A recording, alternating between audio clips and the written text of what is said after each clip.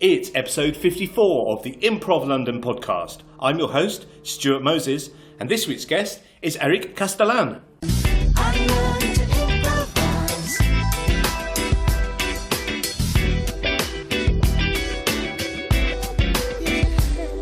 So, I thought maybe we would start by talking about some of your current projects. Yeah.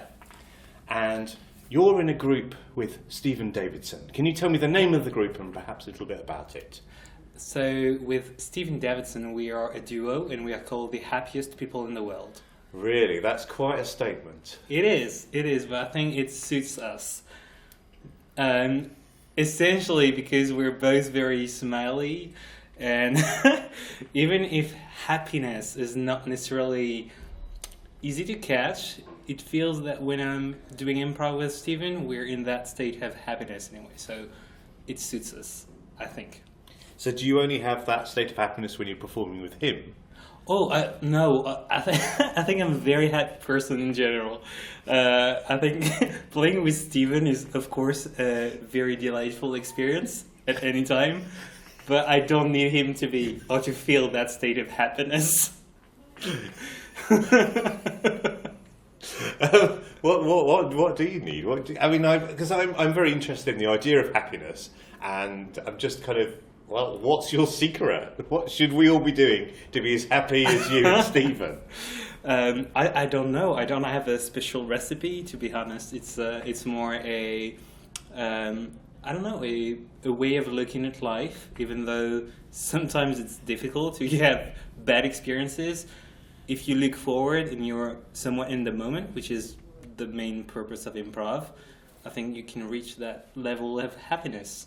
You know, it's like these or horses. I don't have the specific word, but you can blind sight. Yeah, yes, they're blinkers. Blinkers? No. Horse. So they have that. Yes. So in a way, if you're in the moment and you're focused on that, you also have these blockers, and then you'll feel happy. Right, okay. So it's about being in the moment, not dwelling too much on the past and not thinking too much about the future. Exactly.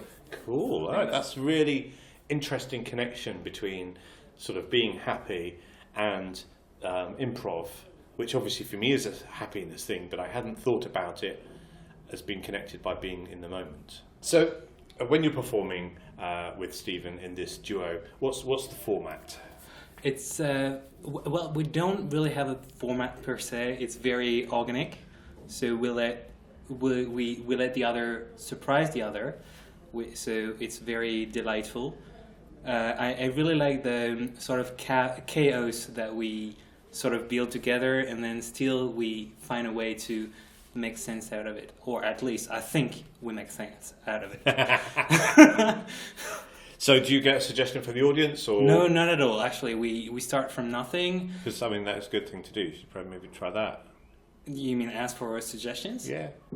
I don't know. I quite like not to ask for suggestions, because I feel that our work, especially with Stephen, is to sort of really build on what we are feeling and what we are experiencing, first as human beings, but also as improvisers on the stage. So I think it's part of the concept, really, not to ask for suggestions. Right, no, fair enough. Got to do what you think's right, haven't you? Plus, I'm really amazed by how little you use a suggestion, or how connected to anything a suggestion can be. So I don't feel we're fooling the audience by not asking them anything, because in the end we're just doing what we want. So. Yeah. So you start with emotion. Yeah. But like we start by looking at each other. We try to find a connection, and then we sort of build the show gradually. It's I really like that, in the sense that we're not necessarily planning stuff. It just happens, which is really enjoyable. Yeah. So what sort of, if someone came to see you perform, what sort of thing could they expect? Well, that's a good question. It's different every time, obviously, because you're making it up. No, exactly. I think what they can expect definitely is that we are nice people generally, so we are not gonna make very stupid or bad people on stage. I think they can expect us to be silly. We don't mind being a little bit crazy on the stage. And as I said, chaos, and then trying to find meaning through that chaos. Ah, right. So you're jumping and then justifying after you've jumped to... Yeah, I think the idea is really to try and surprise ourselves on stage, and then try and surprise the audience as well. Yeah, well, that is a lovely thing to see when performers surprise each other and surprise themselves sometimes. We try. So if somebody wanted to try and improvise in the style of that particular duo, what would your advice be? They thought, I want to be more like them. I think my advice would be to find somebody you're comfortable with. Yeah. Because being in a duo is actually very difficult. So if you don't get along well with the person you're on stage with, I think that's the main difficulty. Yeah. And then be honest with yourself. Yes. Because you have so little material that if you're not self-aware of what's happening inside of you, it's difficult to play with somebody else. Yes. So I think it requires a degree of honesty and a degree of confidence. Yes. And then you have to find your pace and what you actually want to do on the show, on the duo, and I'd be surprised. Yes, I mean, I am interested in the idea of duos in improv because in some ways I think it's much easier, and then in some ways it's much harder. For example, you only have to listen to one other person on the stage. That makes it easier. Also, rehearsals should be easier to organise. But then you've got a lot more of the weight, the responsibility of the performance and things like that. So, But I think you have to pay even more attention to anything that happens, because it's not only two characters. It happened that you're playing a bunch of characters and you're only two on stage, so you have to be super precise about the movement, about the way any character speaks. So I think in a way it's even paying more attention to everything that happens on stage, and also like if you mess up, trust that your partner will make something great out of that mistake. Yeah. And with Steven, I have full trust in him in doing that. So I'm very happy. Probably one of the happiest people in the world. So who makes the most mistakes, you or Steven? Oh, that's a tricky question. Well, it depends what kind of mistakes you mean. But I think overall, we make different sort of mistakes. But if you count them, it's roughly the same number. What type of mistakes do you make, and what type of mistakes does Steven make? Oh, I'm not gonna speak on Steven's mistake. Fair enough. But as far as I'm concerned, I think one of the barriers that I have is the English. Right. So I will make some stupid word out of nothing, or I would have some French phrases that I would try and translate in in English, and that wouldn't necessarily work. But Steven is really good into finding meaning in what I say. Brilliant. I think that's definitely what you need from a partner if you're performing in a duo. Brilliant. Yes, I want to come back to the improvising in English if it's not your first language in a little bit. But you're not only performing with Steven, you're also in at least one other group that I know about. So I'm part of the Verbs. The Verbs. Tell us about the Verbs. We haven't heard about the Verbs on this podcast. So the Verbs is at the moment the only house team of the nursery. So we had a couple of auditions recently. So we're still trying to find that sort of connection between us all. But I'm really happy with the work we're doing. It's also very organic. I think the focus is really on emotions. In some other places in London, you will have a focus on game, and I think our focus is really on relationships and emotions, which is somewhat different. But for me, very enjoyable, because you have that focus on the human beings, and it's really nice. And one of the things with the Verbs is we are quite diverse. in terms of background, in terms of gender, in terms of racial diversity as well. So it's a real pleasure to come every Thursday and play with this bunch of guys. So how is performing with the verbs different from performing, say, with Stephen? Does it? Well, I have to admit that, to confess or whatever, that Stephen is also part of the verbs. Right. So I play also with him in the verbs. Well, how do you play with him differently when he's in the verbs as opposed to when you're in the happiest people in the world? Maybe I think in the verbs I think personally I'm not as silent as in the happiest people in the world. So I think in the happiest people in the world I let things happen more naturally, whereas maybe in the verbs I'm more pushing onto stuff, even though it's still very organic. Yeah. But I think the structure, because with the verb we're somewhat trying to do a Harold's sort of form. So with that constraint of the form, I'm trying to keep in mind where we are in the Harold and what happened in previously, so that we can call back on what happened. But also we're trying to converge into somewhere. So I'm trying to not necessarily put my full attention forward, but I've more an inclination into thinking forward when I'm with the verbs than with the happiest people in the world. Ah, right, that's interesting. So, can you define what you mean by organic? Because my understanding would say that something organic would not necessarily fit with the Harold structure.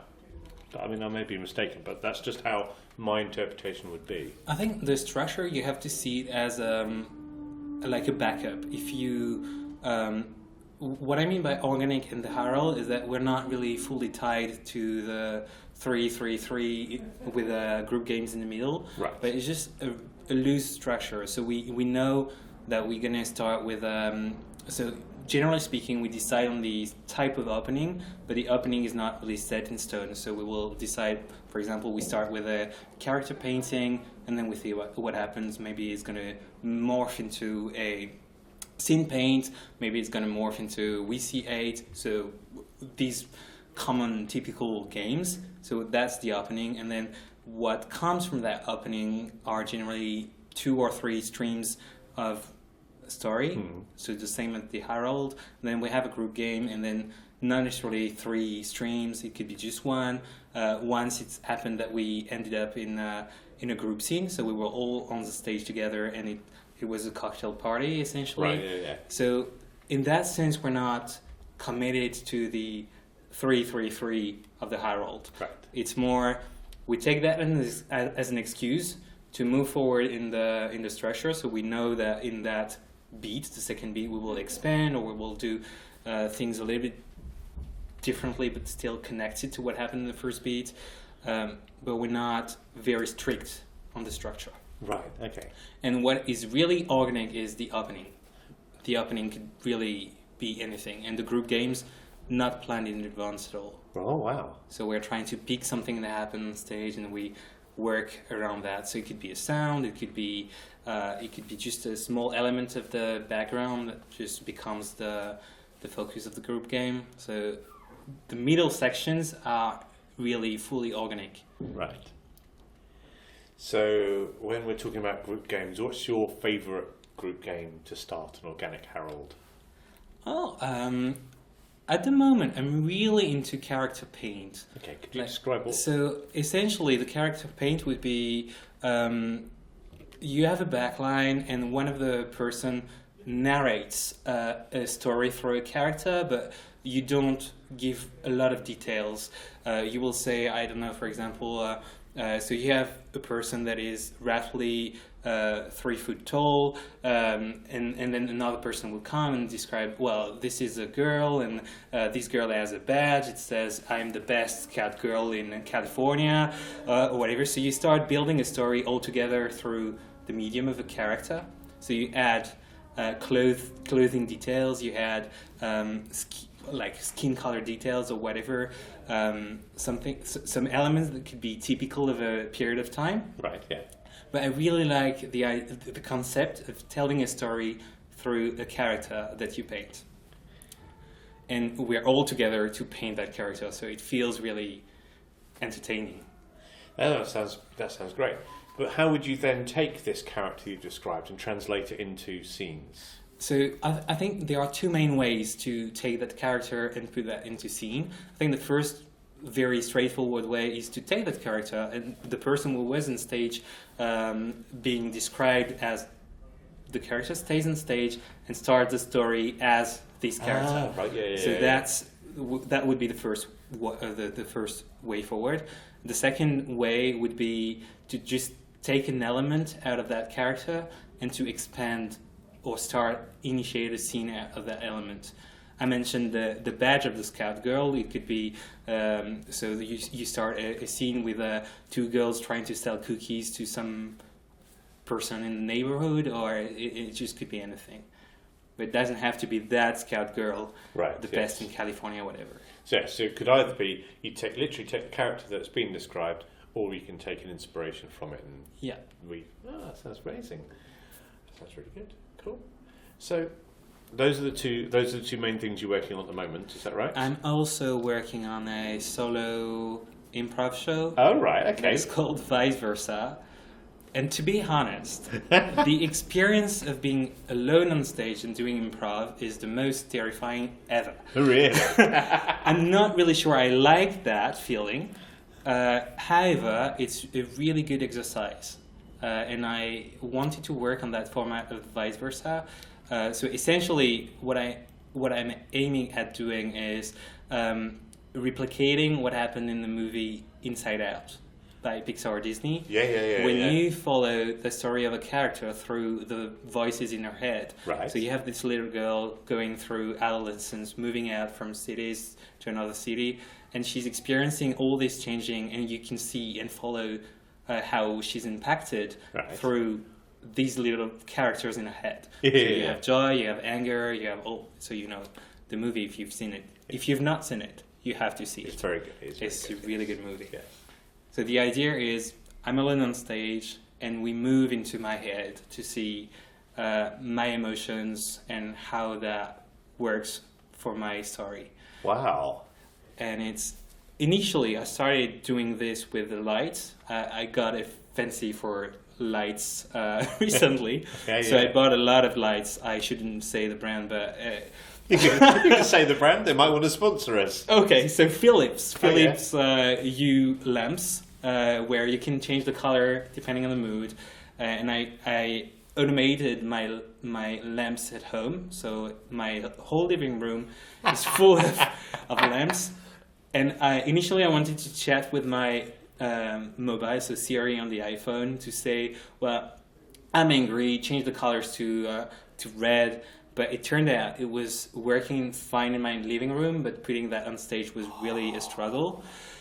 So I decided to take out the lights for the moment. Oh, but I don't entirely understand, because I've been involved in tech-heavy projects, and getting them to work outside your living room, it is hard. But then when it does work, it's like, I know. So I think I still have the ambition for that to work, but for now I'm focusing just on the game of putting my emotions on stage and trying to make sense out of the whole thing. So, do you play the individual emotions? Are you playing them as the characters they are in Inside Out? The idea would be essentially to play the emotions as a proper character. Right. So you start. Well, I start with a base scene. So the initiations that I'm asking from the audience, even though I don't like suggestions for this show, I think it's necessary for me to have suggestions. I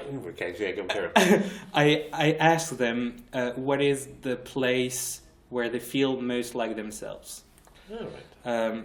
Because I realized that personally, when I'm under the shower, I really let my thinking go in every direction.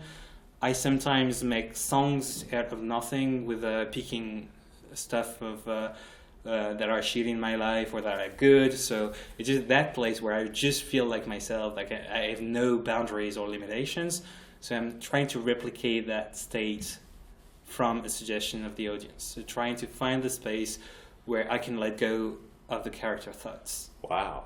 So you'll take a suggestion, and Yeah. then what will you do with that? So I want so what I've done so far is to take that suggestion, start with the base scene, and trying to create the story of a character. So I think the focus is really to find for me as the actor, I need to find the want of my character, and then I want to push him into a space, an emotional space, where you have conflicting emotions. So you will have, if you take the analogy with colors, you would have a very red emotion and a very blue emotion. Red would be a sort of anger type of emotion, and blue something more sad. With me being as the baseline quite yellow, quite happy. As my usual point, I think, is quite positive. But so trying to counterbalance this neutral point with something quite extreme in one direction and quite extreme in the other directions.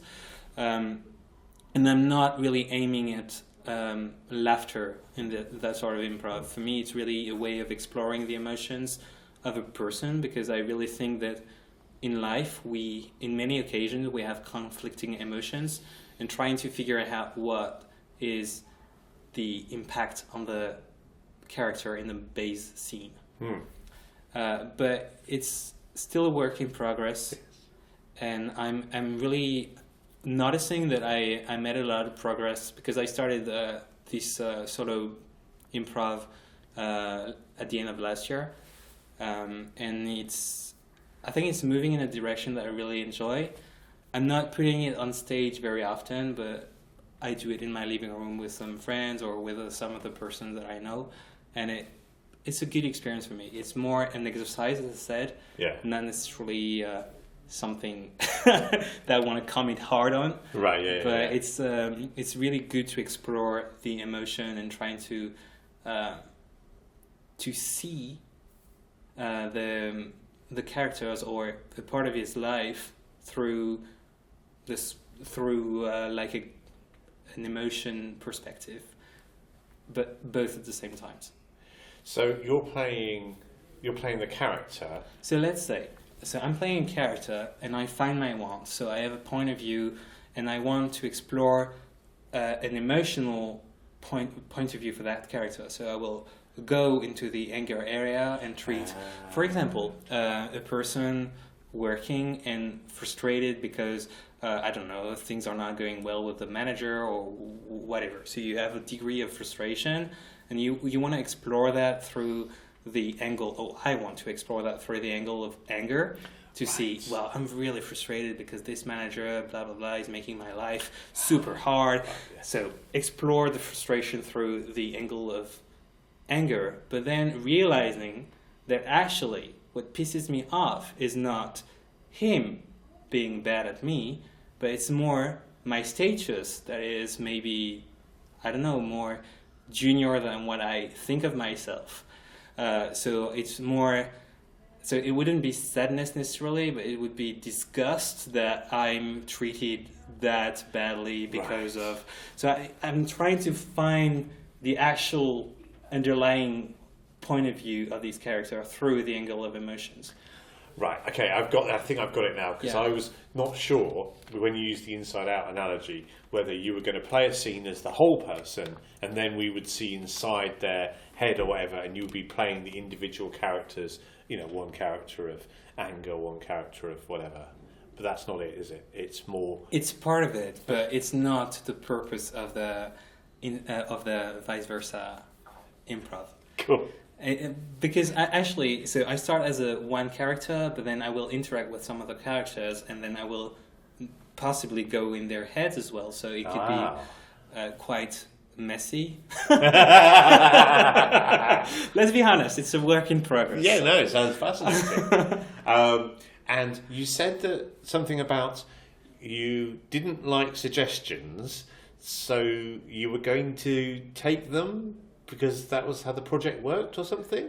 Explain that to me, because that sounds like a curious form of masochism. in improv, I don't really like suggestions because probably it's the way I phrase the way of the ask to get the suggestion, but I feel that they're not really in line with what I'm feeling necessarily. So I feel a struggle. I feel it's a struggle for me to put that suggestion in the work afterwards. And I mean, when I started in France, I was doing short form improv, so very game driven with a caucus, so you speak with the other person, and that was the most struggling part. Like, how can you plan it in advance what you're gonna do, or how you're gonna use the suggestion? But as part of this solo improv, I think it's necessary for me because I'm alone on stage. I want to interact with the audience, so I want to find a way to bring them on the same page as me. So I want them to tell, or I want at least one of them to tell me what location make them the most like themselves. If I'm given a longer time for the show, I will ask them for a memory so that in the middle of the show, that memory will pop up and I have no idea what it is, but then I will try and make sense out of that memory and what happened before. So trying to find a way to interact with the audience, because at the end of the day, I know that it's not necessarily a laughing experience, but I want still the audience to have an enjoyable time. Yeah, no, brilliant. I think, well, I shouldn't really admit it, but quite often if I take a suggestion, I just sort of forget it. And then I make something up anyway, and then it's like, well, I don't really know why I took that suggestion. It's like I've just made it up anyway, and maybe I know technically I'm supposed to go right. That makes me think of that, which makes me think of that, which is cool. I don't know. It doesn't really seem to happen. I'm just like, oh, now I'm doing something. Yeah, but as you say, it makes me think of this. It makes me think of that. I think because I'm alone on stage, I can work with the audience and. Yeah. Going through all my thought processes and to tell them actually my free association or my association of words. So you told me that suggestion. So for me, the base scene is the initial contact, and then I will explore with you my free association or my association of words. Because I noticed that my way of thinking is usually very different from other person way of thinking. So I like, even in my work or in any instance of my life, I have to guide people through my thought process. So in a way, doing that solo show is a way for me to, okay, I understand that my thought process is not working as necessarily as well as the other person's, so I'm just trying to guide you through my way of thinking. Brilliant. How is your way of thinking different? I think it's very explosive. Like I can jump from one thing to another very quickly and then come back. It's not necessarily linear.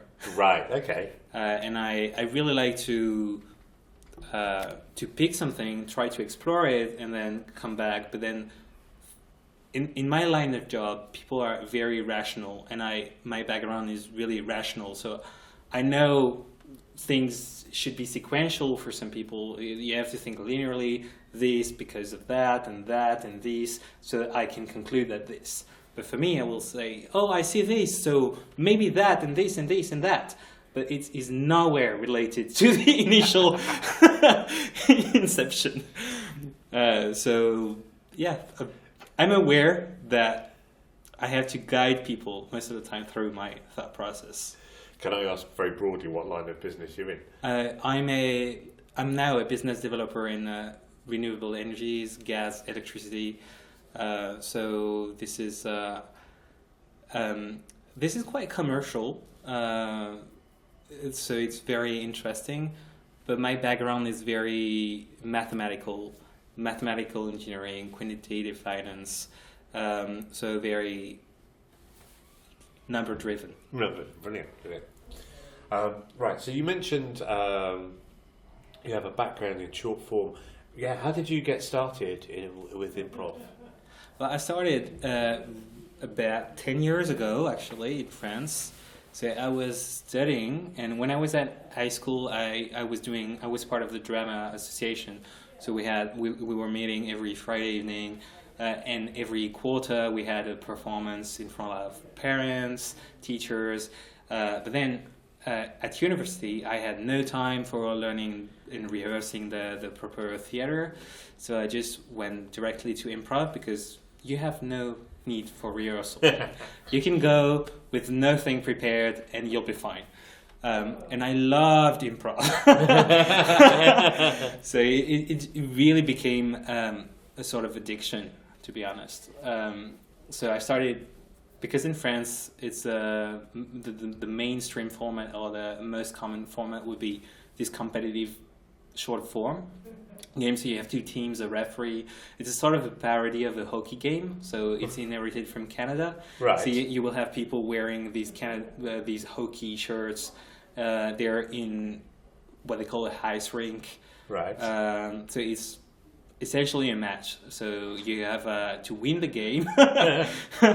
And it was really like I love the experience. But then I got a little bit frustrated as an actor, because you want to, of course you want to please the audience at any point, but it's just like sometimes in the short form game you have that gaggy sort of atmosphere that as an actor you don't really explore characters, and I really felt frustrated because of that. But still, in France, that's very normal to do these short form things. And then in 2010 I went for an internship in Australia, and then I discovered the long form. That was the first time I was improvising in English, so I felt really empowered in doing stuff. And then I moved in London 5 years ago now, and as I said, it was an addiction at that point, so I wanted to keep on doing improv. What sort of things were you doing in Australia? I was doing an internship in mathematics, so I was living in Adelaide at the time, and I was working on the optimization of the Murray-Darling Basin in terms of river flows. Wow. Because at the time they were experiencing a drought, so they needed to optimize the way they used the water resources in that region. And so I did essentially the whole algorithm behind their optimization. Wow. And you managed to do some improv as well? Yeah, so every Wednesday. So what were you doing improv-wise there? So I did a little bit of short form in English because I felt comfortable with that format. But then the people I was working with, I'm sorry, I don't remember the names. That's fair enough. The people I was working with, so they were interested also in long form, so we did a little bit of long form. And that was the first time I experienced doing Haroldish sort of form. And then when I went back in Paris, I sort of wanted to explore more this long form scene. So I went see people there in Paris and try to work that. But yeah, I think now that I'm in the UK, here in the UK it's more normal to do long form rather than short form. So it's very much easier to do so. Cool. And so what are some of the challenges and opportunities of improvising a language which isn't your first language? Because I find it hard enough and only speak one language. This is really really difficult, you may think, and it is. It is like at some point you realize that in improv or in life you don't need much to put your messages across. You have to be aware that you will make mistake, and that's okay. Like I think it's part of improv actually to make mistake and make things great out of those mistakes. But I love to travel. I love what I call adventurous traveling. This is what I put in my resume. So adventurous traveling for me, it means that I go in a place, and that started when I was in 2008. I went to China and I started to learn Mandarin like 6 months before going. So my Mandarin was very poor. I'm still learning, and I still feel it's very poor, even though it's been 9 years now.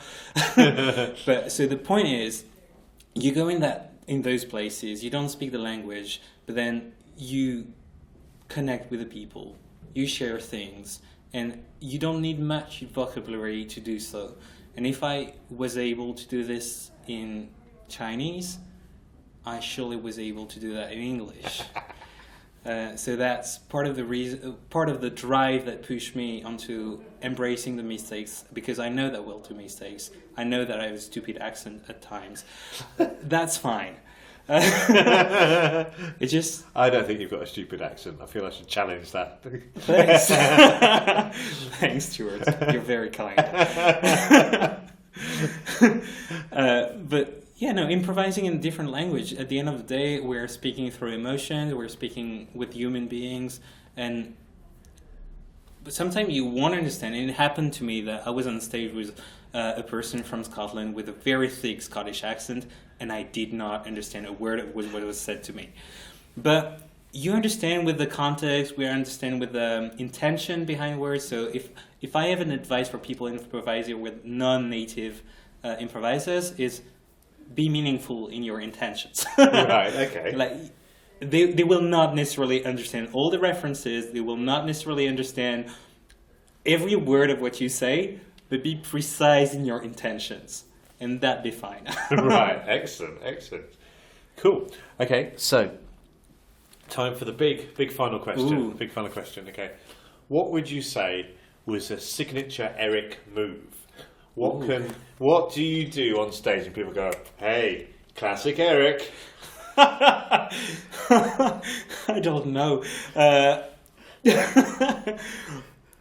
think it could be like I could be very close to myself on stage. So I could, like, I think a classic move, if I don't understand anything, I will overly say yes to things. So I will be really in agreement with everything that happens, even though I don't understand. That's very typical. And the other thing will be to make something possibly a little bit crazy, because again, I'm thinking explosively. So it might not make sense, but for me it does. And a third possible move could be, I don't know, maybe just to smile and be positive, even though they were doing a very crazy dark story, and try to find the positivity in that. I made this. That's improv!